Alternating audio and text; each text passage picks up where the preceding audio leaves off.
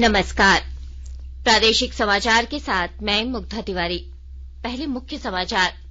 प्रधानमंत्री नरेंद्र मोदी ने काशी तमिल संगमम के उद्घाटन अवसर पर कहा, यह महोत्सव भारत की ऐतिहासिक परंपराओं का संगम।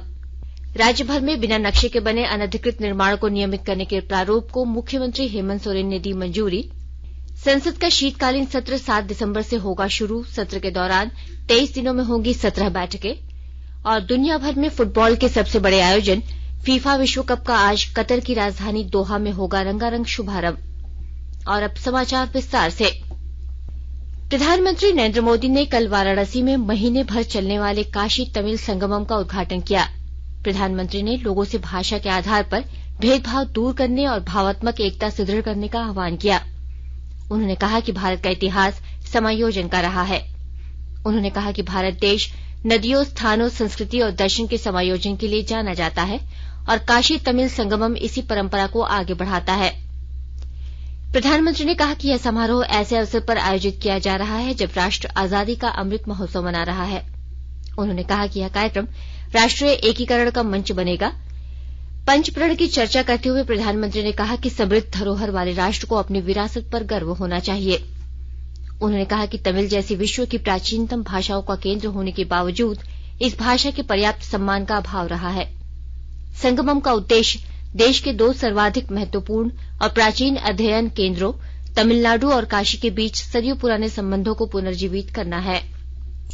विज्ञान और प्रौद्योगिकी मंत्री डॉक्टर जितेंद्र सिंह ने अगले वर्ष भारत में होने वाले G20 शिखर सम्मेलन के अंतर्गत विज्ञान 20 बैठकों की तैयारियों की उच्च स्तरीय समीक्षा की।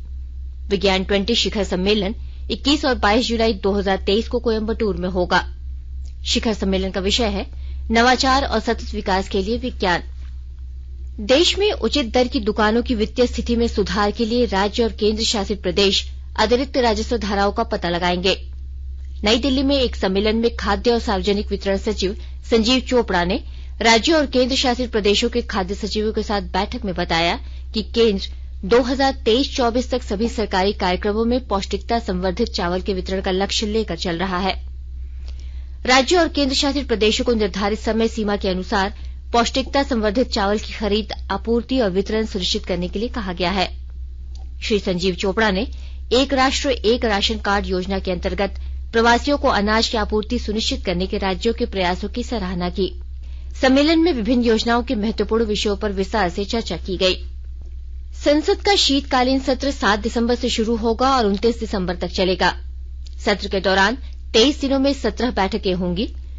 लोकसभा और राज्यसभा सचिवालयों ने तारीखें अधिसूचित कर दी हैं।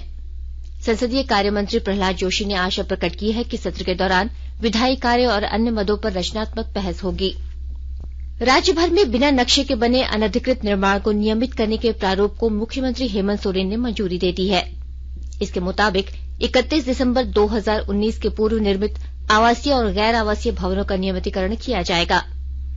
प्रारूप में आवासीय और गैर आवासीय भवनों को नियमित करने के लिए अलग अलग शुल्क का निर्धारण किया गया है। अवैध भूमि पर किए गए अनधिकृत निर्माण को नियमितीकरण की इस योजना का लाभ नहीं मिलेगा। वहीं प्रारूप को अधिक प्रभावी और सरल बनाने के लिए लोगों से आपत्तियां और सुझाव भी आमंत्रित किए जाएंगे। 1 महीने तक राज्य सरकार आपत्तियां और सुझाव स्वीकार करेगी। उसके बाद आवश्यकतानुसार परिवर्तन कर उसे लागू किया जाएगा। आकाशवाणी के ताजातरीन समाचारों के लिए आप हमारी वेबसाइट newsonair.com पर लॉग ऑन कर सकते हैं। ताजा समाचार ट्विटर हैंडल @AIRNewsAlerts और Facebook page all India radio news पर भी उपलब्ध है। आप प्रादेशिक समाचार एकांश के ट्विटर हैंडल @AIRnews_रांची और फेसबुक, इंस्टाग्राम पेज तथा YouTube channel AIR news Ranchi पर भी हमारे बुलेटिन सुन सकते हैं। प्रादेशिक समाचार आप आकाशवाणी रांची से सुन रहे हैं। आज विश्व बाल दिवस है। इस अवसर पर बाल अधिकार संरक्षण आयोग बाल कल्याण समितियों के अध्यक्षों और सदस्यों के लिए प्रशिक्षण मॉड्यूल और बच्चों की देखभाल के नियम लागू कर रहा है। ये प्रशिक्षण मॉड्यूल और नियम बाल कल्याण समितियों और जिला बाल संरक्षण अधिकारियों की संशोधित भूमिका को देखते हुए तैयार किए गए हैं। प्रशिक्षण मॉड्यूल और नियमों का लक्ष्य बाल कल्याण समितियों की भूमिका और जिम्मेदारियों का निर्वहन एक ही स्थान से करने में मदद पहुंचाना है। महिला और बाल विकास मंत्रालय ने कहा है कि सरकार प्रत्येक बच्चे की देखभाल और संरक्षण के प्रति वचनबद्ध है।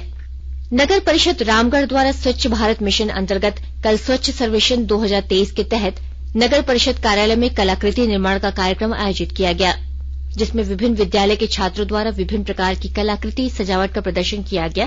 कार्यक्रम के दौरान अनुमंडल पदाधिकारी सह कार्यपालक पदाधिकारी नगर परिषद रामगढ़ मोहम्मद जावेद हुसैन द्वारा प्रदर्शनी का निरीक्षण किया गया, जिसके उपरांत उन्होंने गांधी स्मारक प्लस 2 उच्च विद्यालय रामगढ़ के अंकित कुमार को प्रथम, AISECT यूनिवर्सिटी हजारीबाग के निधि कुमारी को द्वितीय एवं गांधी स्मारक प्लस 2 उच्च विद्यालय रामगढ़ की अन्नू कुमारी को तृतीय पुरस्कार से पुरस्कृत किया।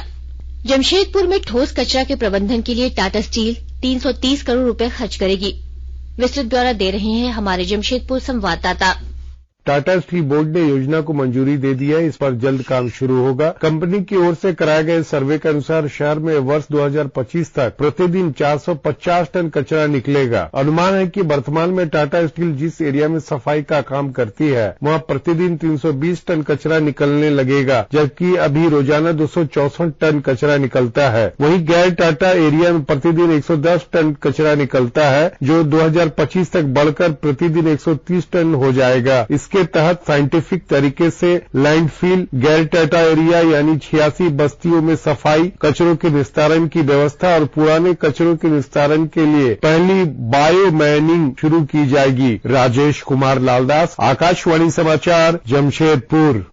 गढ़वा जिले के बड़गढ़ प्रखंड से लगे बूढ़ा पहाड़ पर चल रहे नक्सल विरोधी अभियान के दौरान कल पुलिस को एक और बड़ी सफलता हाथ लगी है। सीआरपीएफ और जिला पुलिस के संयुक्त सर्च अभियान में नक्सलियों द्वारा सुरक्षा बलों को नुकसान पहुंचाने को लेकर छुपाकर रखे गए भारी मात्रा में गोला बारूद, आईडी तथा टिफिन बम सहित अन्य सामग्री बरामद हुआ है। नक्सलियों का गढ़ कहे जाने वाले गढ़वा जिला के भंडरिया थाना अंतर्गत बूढ़ा पहाड़ के आसपास के क्षेत्रों में सुरक्षा बलों द्वारा लगातार सघन सर्च अभियान चलाया जा रहा है। सर्च अभियान में पहले भी नक्सलियों द्वारा छुपाकर रखे गए काफी मात्रा में विस्फोटक बरामद किए गए हैं। सरायकेला खरसावां जिले के आदित्यपुर थाना क्षेत्र में रेलवे ट्रैक के किनारे मिट्टी धंसने से 2 की मौत हो गई। मृत महिला की पहचान टुनटुन सवैया और मंजू सवैया के रूप में हुई है। भारत और न्यूजीलैंड के बीच दूसरा T20 क्रिकेट मैच आज माउंट मांगानुई के बे ओवल मैदान में खेला जाएगा। भारतीय समय के अनुसार मैच दोपहर 12 बजे शुरू होगा। आकाशवाणी से इस मैच का सीधा प्रसारण किया जाएगा। T20 अंतर्राष्ट्रीय प्रतिस्पर्धा के 3 मैचों की श्रृंखला का पहला मैच वेलिंगटन में बारिश के कारण रद्द कर दिया गया था। एक दिवसीय टीम के कप्तान शिखर धवन है, वहीं हार्दिक पांड्या T20 टीम का नेतृत्व कर रहे हैं। तीसरा T20 मैच मंगलवार को नेपियर के मैकलिन पार्क में खेला जाएगा।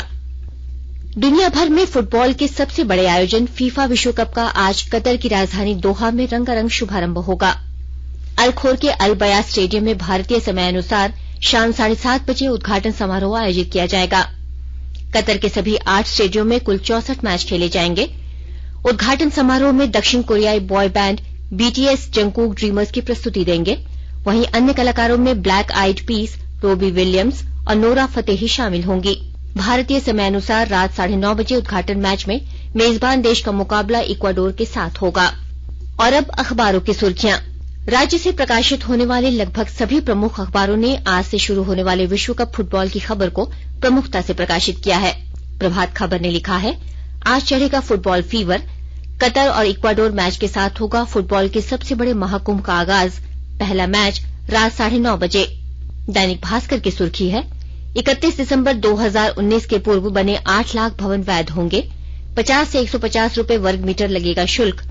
दैनिक हिंदुस्तान ने लिखा है, झारखंड के अनधिकृत बने भवन नियमित होंगे, नगर विकास एवं आवास विभाग की योजना के प्रारूप को मिली मंजूरी। दैनिक जागरण की सुर्खी है, शुल्क देकर नियमित कराए जा सकेंगे अनधिकृत निर्माण, प्रारूप बनकर तैयार। अंग्रेजी अखबार टाइम्स ऑफ इंडिया ने लिखा है, हावड़ा मुंबई मेल ट्रेन की चपेट में आने से 2 लोको पायलट की हुई मौत। और द हिंदुस्तान टाइम्स ने आप पार्टी के नेता सत्येंद्र जैन के तिहाड़ जेल में मिलने वाले वीआईपी सुविधा की खबर को सुर्खी बनाई है।